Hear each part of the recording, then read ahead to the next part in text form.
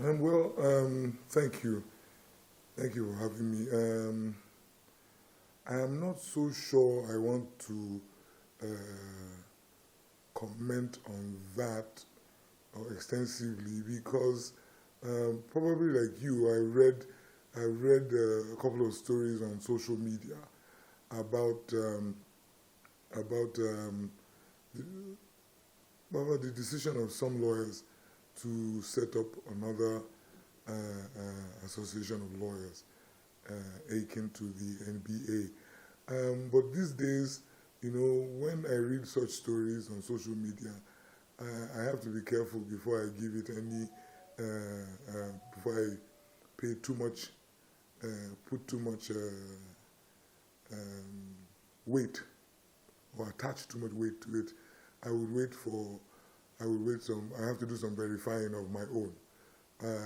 Two names, two names were associated with that report. I would like to find out if it was really them, those gentlemen who put out that notice. So one has to be very circumspect in dealing with matters of this nature, particularly when it is on social media.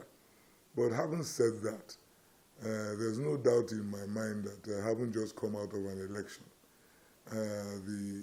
The Nigeria Bar Association has taken quite a few body blows, as you can imagine, when you consider the many contending factors and many contending personalities. So the new executive of the NBA, which I am privileged to lead, was inaugurated yesterday. There's no doubt that we have our work cut out for us in terms of even just bridging the divides that have been created by an election. And it's normal, it's natural. Elections are highly emotive exercises, and as such, it is always the lot of whoever emerges as the victor to pull everybody together.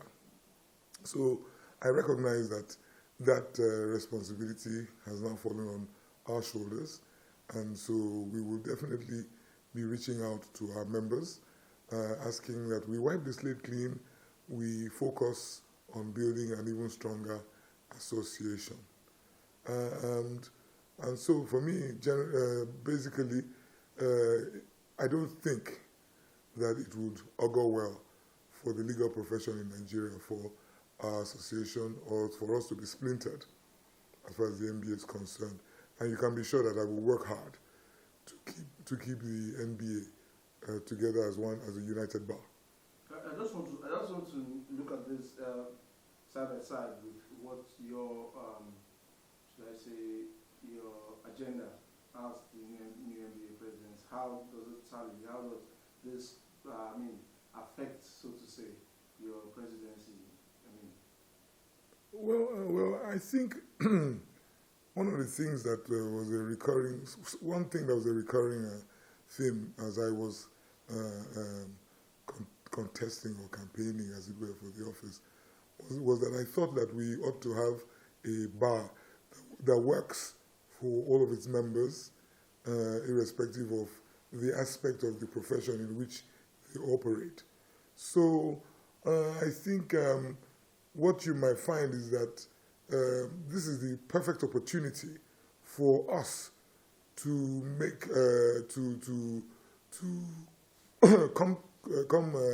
to deliver on that promise, to ensure that we are answering to the needs of all our members, irrespective of what part of the profession they operate in.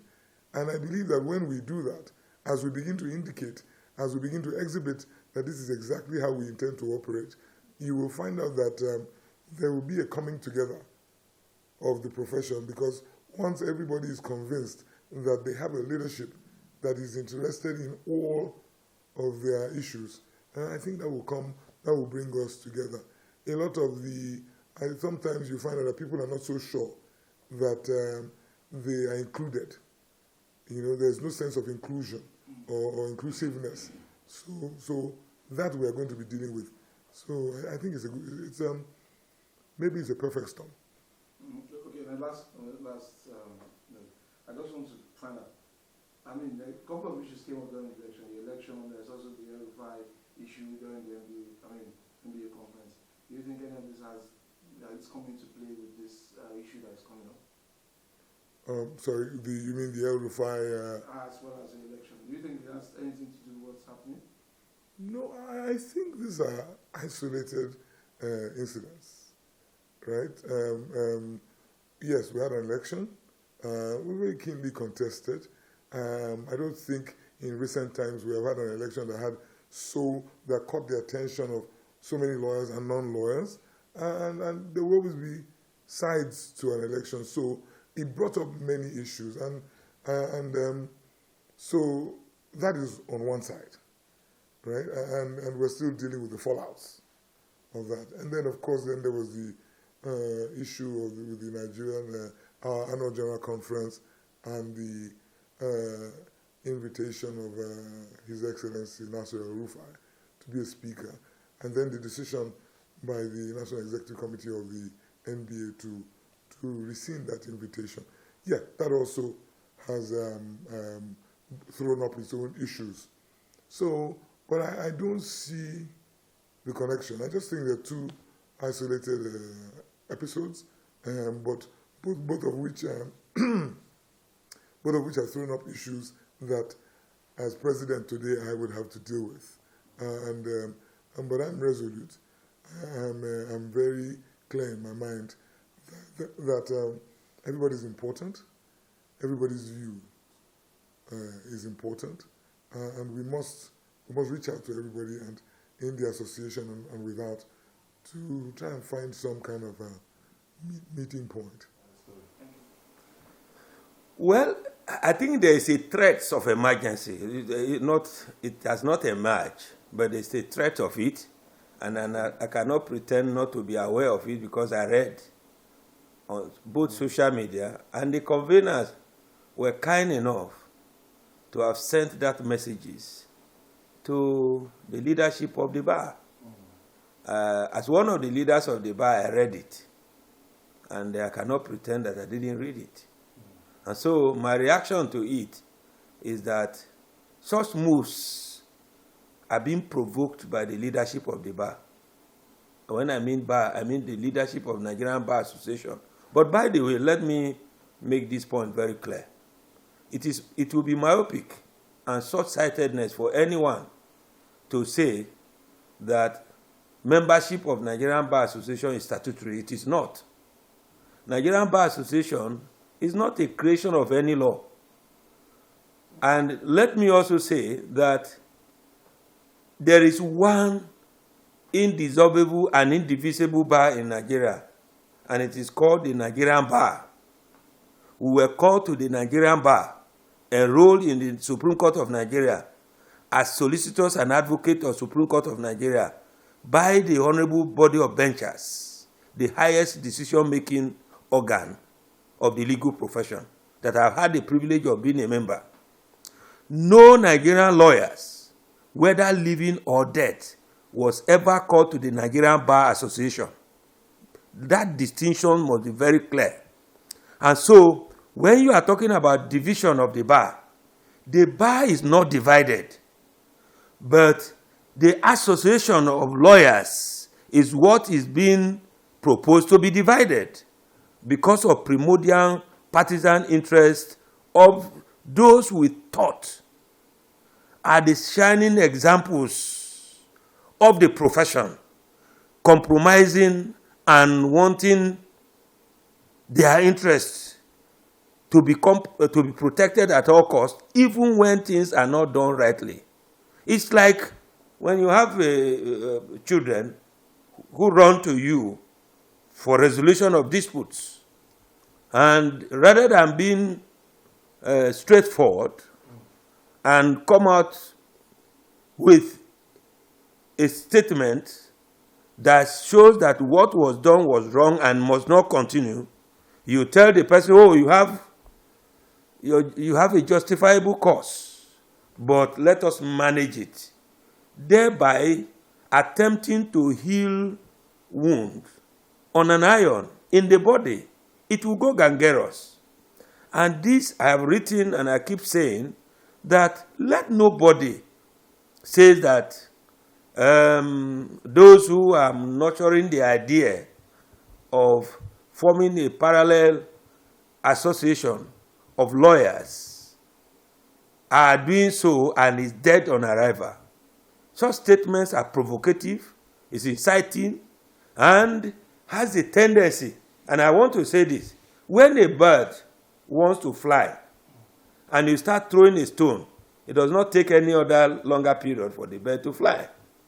And I want to say with respect that we had all agreed to remain in the Nigerian Bar Association for the belief most of us had that if we stay under one umbrella of an association, we have one voice, that we can speak with one voice in accordance with our aims and objectives of the association. And what is the aim and objectives of NNBA association? Promoting the rule of law. And that's a weighty statement. And that motto was couched under President Olise Agbakoba, Senior Advocate of Nigeria. I was part of the persons invited for us to look at what are the aims and objectives of NNBA. And we came out with that catchy phraseology, promoting the rule of law. Before then, we had what we call ubi jus, ubi remedium. Where there is a wrong, there must be a remedy. But have we been able, with respect, to have kept to the tenets of either ubi jus or ubi remedium, or promoting the rule of law? If you ask me, as a lawyer, my view is no.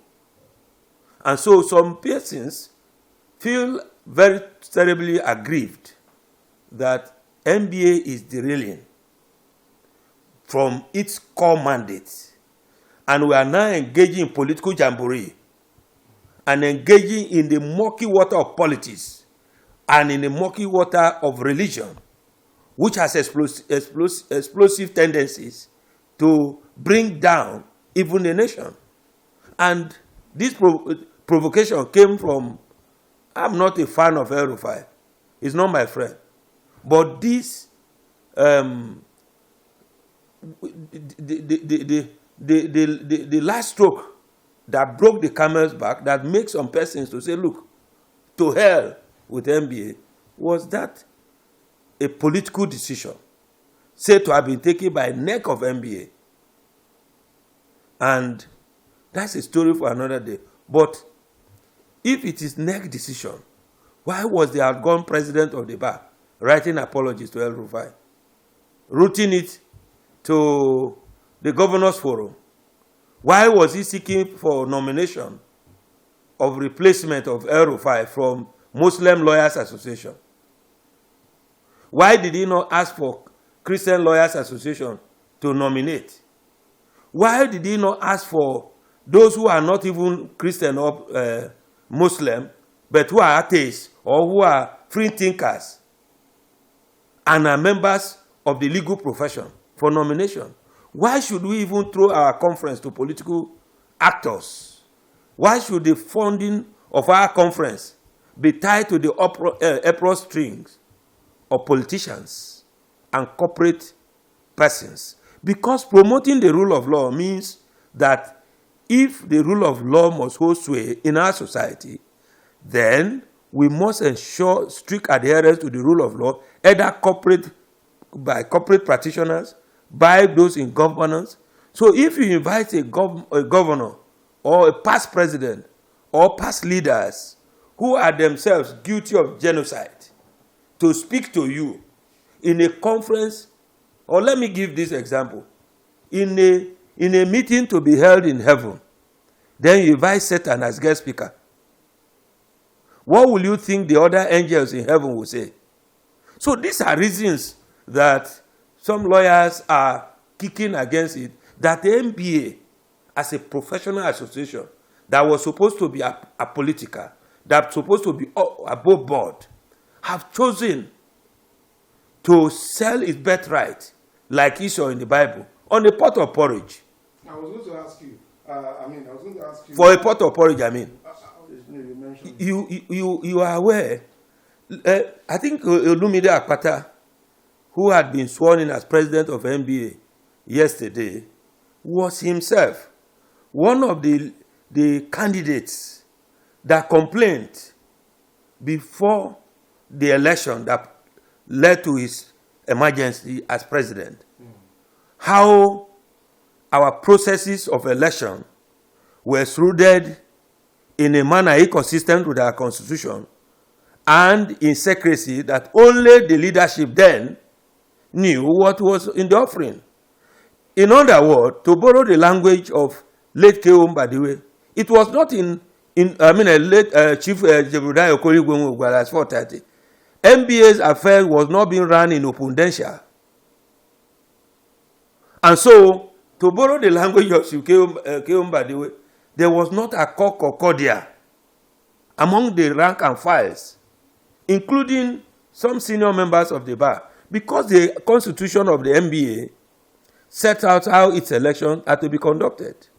A lot of us foresaw, cried, said, these things were not done in accordance with our constitution.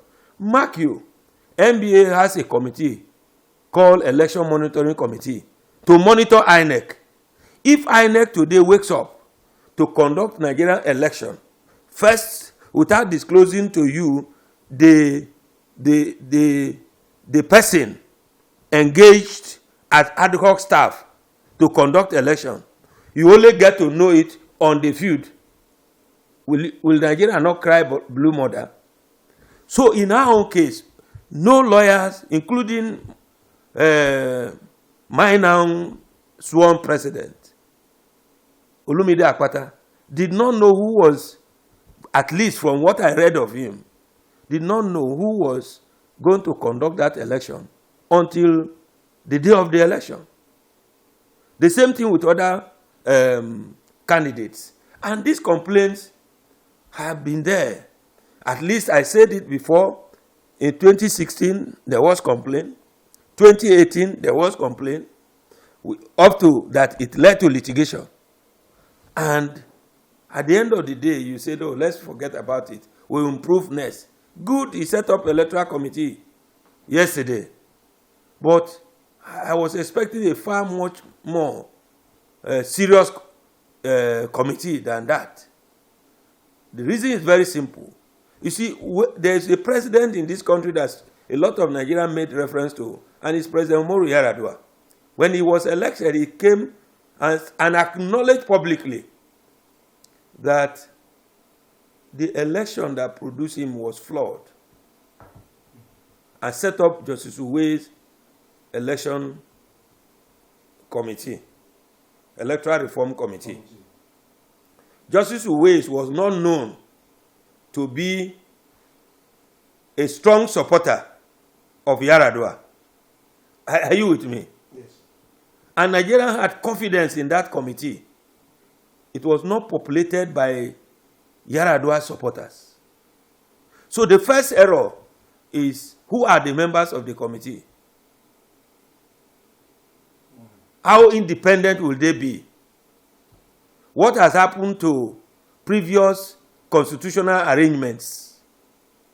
Is it even an amendment to the constitution that is the issue, or our character and conduct and our ability to give a baptismal name of wrong to and make it look like right? So my view is that those who are attempting or clamoring or planning to form a parallel association, whatever name it is called, must not be taken as riffraffs. Because where I come from, there is a saying that where a foolish man has in his hands on the main road gold, he must be accompanied by a wise person. In resolving these issues. Well, I have written, even just this afternoon, one direction you must avoid is to avoid creating a tax dogs.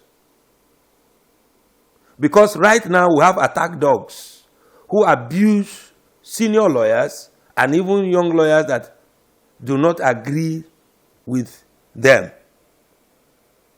So if you avoid attack dogs and run a bar association that is all-inclusive, and this all-inclusive does not necessarily mean you put everybody, but the way bar associations are run is that no president of the bar association takes a decision without consulting widely with the various sectors of the bar.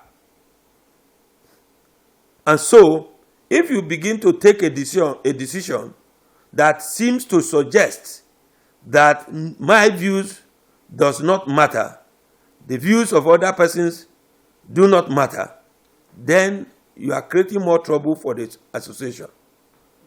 Secondly, there are some written codes in our profession that you can't do away with.